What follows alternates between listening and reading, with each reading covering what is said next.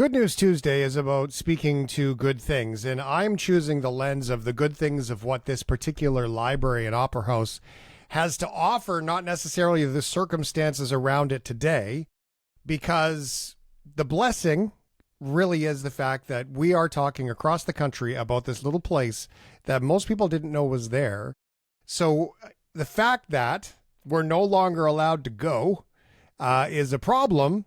Hopefully short-lived. The good news is we are talking about the Haskell Library and Opera House. Now, this particular old building is right on the border of Canada and the United States. And you used to be able to go without going through customs because it was open. In fact, I have learned that the board of this building is basically divided between Canadians and Americans. It's one of those towns that's just, everyone's right there. There's a line down the road, if you will. So joining me now to talk about it is Sylvie Boudreau, is from Stansted, Quebec, and a part of this library and opera house. I'm assuming events, gatherings, and all things. Sylvie, can you tell me what is this place? That place was built in 1901, so it's been 120 something years. It was built to join, to unite both countries and both villages, Derby Line and Stansted.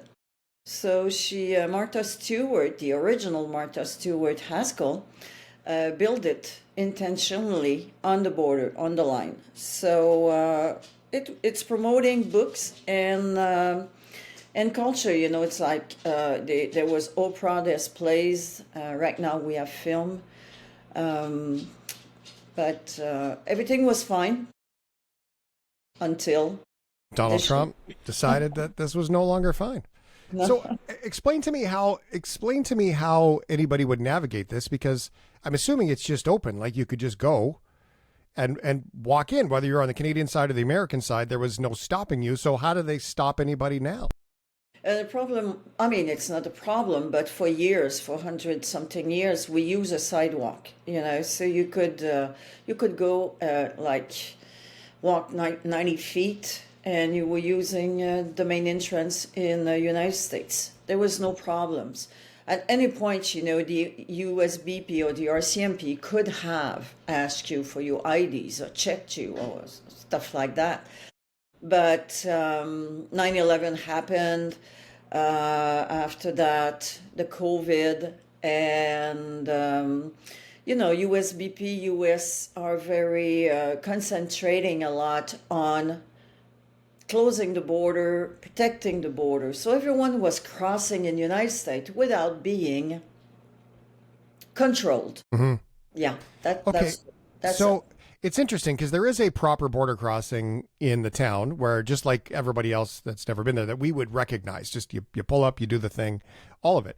Next to the Haskell Free Library, there's it's called Church Street is right there, and then there's Main Street, which I'm assuming are just streets. Like you just drive up and down them like you would. We used to, but now you can go through the border. Within 5 kilometers, there's 3 borders.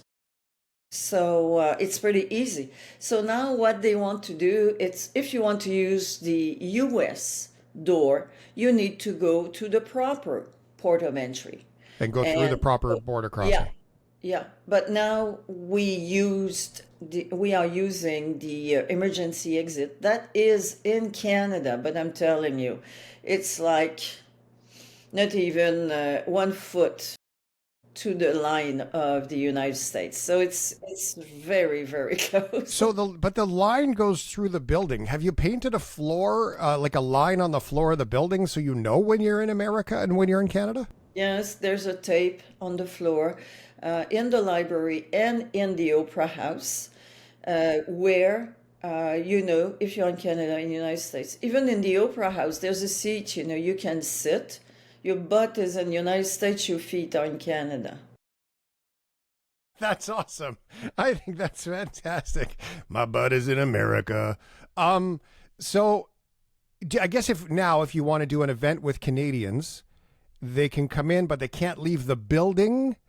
onto the American side, or vice versa? Is that kind of the Yeah, deal? it's yeah, exactly. You know, you're coming through a door, you're coming through the Canadian door, you exit through the Canadian door. Same thing if you're coming through the US. Um, Someone tried it about a month ago and he got caught. And he Wow. got to jail. Yeah, but it was intentional, but he got caught. Yeah. Well, I understand responsibility. If you've got a building that crosses the border, there's a responsibility to make sure that you know who's coming and going. I think that's a fair ball. But to just It's go full on decide, hey, by the way, like this doesn't work anymore. If you're an American, you can't cross into Canada without the Canadian door. If you're a Canadian, like it seems so simple. I guess politics getting in the way of a cool thing in a small town now. exactly. Exactly. I mean, politics is it is putting his nose everywhere right now, even That's in the true. culturals and yeah, it is. And we are trying not to talk about it too much in the library. People are mingling inside, having, you know, everyone is very interested into going into Canada and United States. It's cool, you know. How have the townspeople responded to these changes? Because I mean, this is another example of a border town that is really getting impacted by all of these changes of things.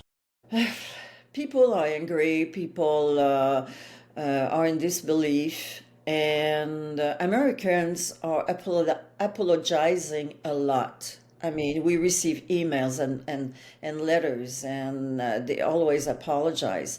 But I mean, we are trying to still keep, you know, that we are still united. We are a big family. I mean, people. I mean, living when you live on a border town, it's completely different. It's difficult to explain. But going to United States or for them coming to Canada, just it's like just crossing the river. I mean, except that now they're asking for passport, but it was not like that, you know. Before it was just like, where are you going? And you were just crossing. If you're a resident, you're a resident, right? I mean, I get that part. It's interesting. So it's haskelloperahouse.org where you can go and learn about things.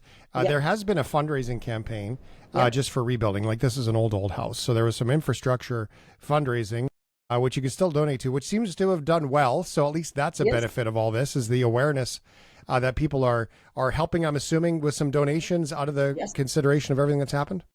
Yes, we so far, you know, we have about $300,000, which is great. But after we received the quotes from the general manager, it's going to be over 500,000 to Oh, do this. so far more to Yes, go. Hey? a lot more to go. We're gonna, yeah, you know, this is an old building that needs a lot of repair.